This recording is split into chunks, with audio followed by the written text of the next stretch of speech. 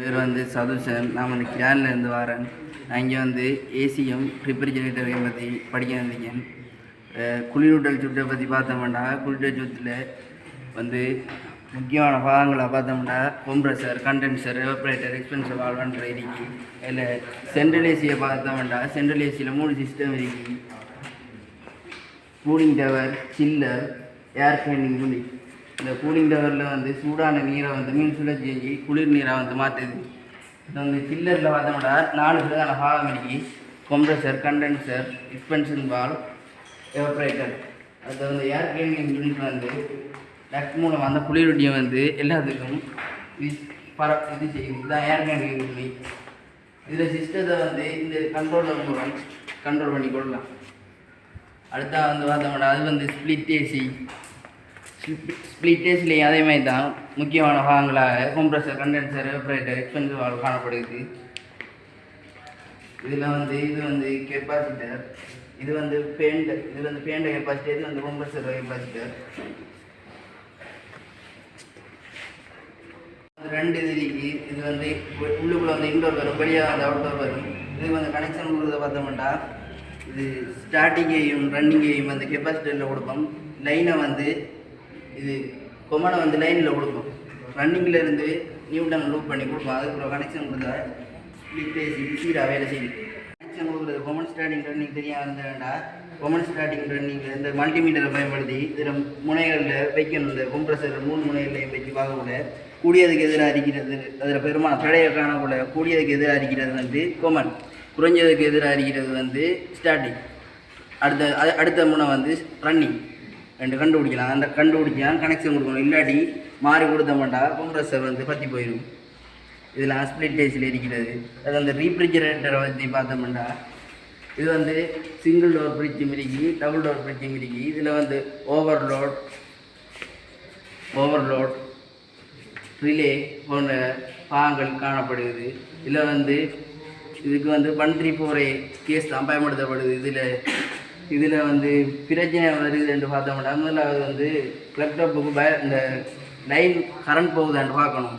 அது சரியாக போகணும்னா திருப்பி ஓவர்லோடையும் ரிலேயும் பார்க்கணும், அது பற்றிருக்கா இல்லையாண்டு.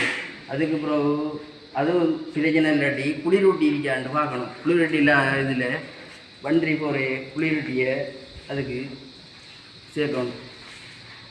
இதில் வந்து ஓவர்லோட், ரிலே, தெர்மாஸ்டேட்ன்ற பாகங்கள் காணப்படும். அது டபுள் டோர் எடுத்தோம்னா அதே மாதிரி relay, overload, compressor, condenser, evaporator, expansion இதெல்லாம் காணப்படுது.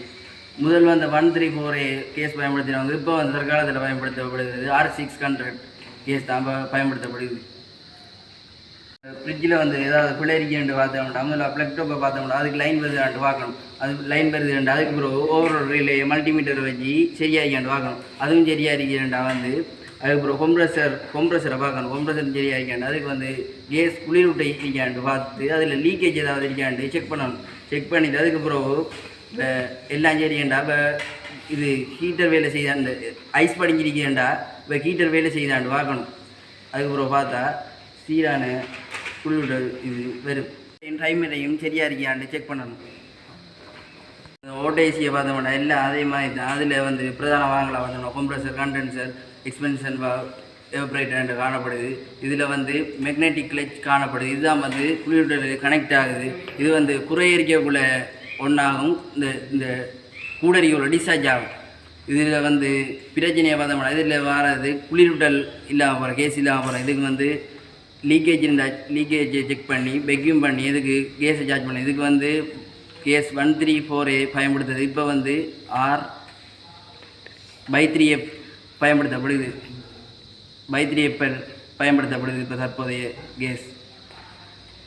இப்போ கரண்ட்டை பார்த்தோம்னா இல்லை சிங்கிள் பேஸ் 3 பேஸ் கரண்ட் இருக்குது. இல்லை சிங்கிள் பேஸ் வந்து 230 வோல்டேஜ், 3 பேஸ் வந்து 4 வோல்டேஜ். இதில் ஃப்ரீக்வன்சி பார்த்தோம்னா 50 ஹெர்ட்ஸ்.